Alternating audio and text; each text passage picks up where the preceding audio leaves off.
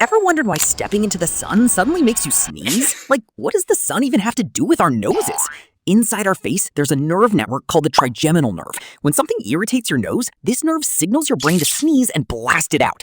But right next to it is the optic nerve, which connects to your eyes. In about 1 in 4 people, this nerve is super sensitive. When they look at bright light, the electrical signals accidentally cross wires and leak into the nasal nerve. Your brain gets confused, thinks there's dust in your nose, and forces you to sneeze. It's literally just a glitch in your facial wiring.